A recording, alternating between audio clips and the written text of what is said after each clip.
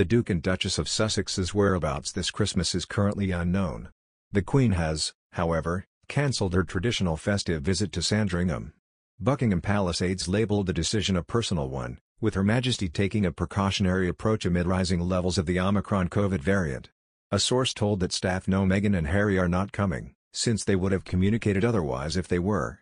It will be the third consecutive Christmas that Harry has spent away from the rest of his family. Last year, coronavirus restrictions meant the Sussexes could not have returned to the UK, even if they had wanted to. They spent the Christmas of 2019, meanwhile, in Canada. They re-emerged just days after Christmas to reveal their plans to step back from royal life. Their trip, however, did not go entirely to plan. Unfortunately, the couple's request to eat at a local restaurant was rejected, owing to security difficulties that come with hosting two of the most recognized people on the planet. They had planned to eat at Deep Cove Chalet, an upmarket seafood restaurant boasting magnificent waterfront views. The restaurant's owners, Bev and Pierre Koffel, turned down a request to host the royal couple for dinner.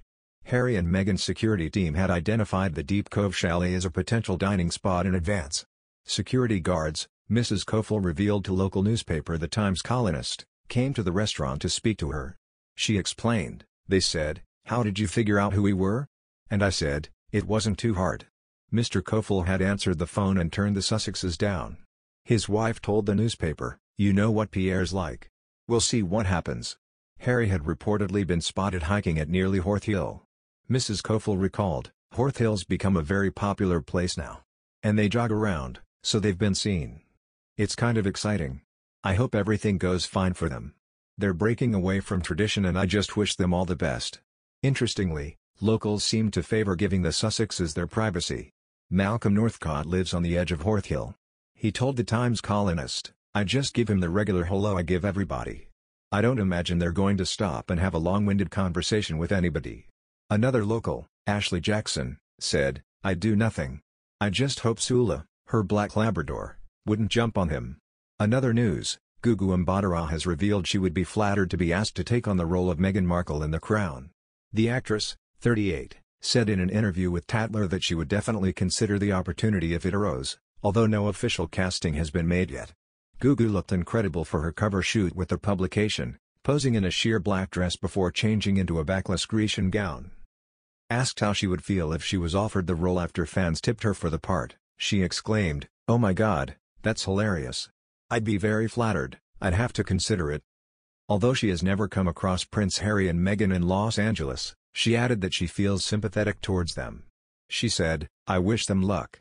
It's a tricky transition to make."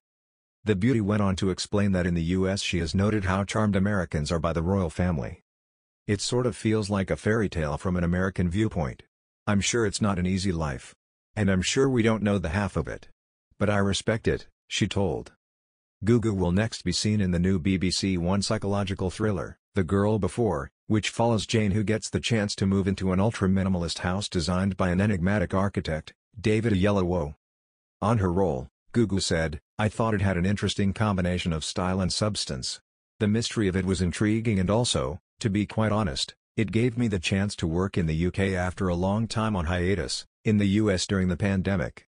She's driven and ambitious. I probably share that with her.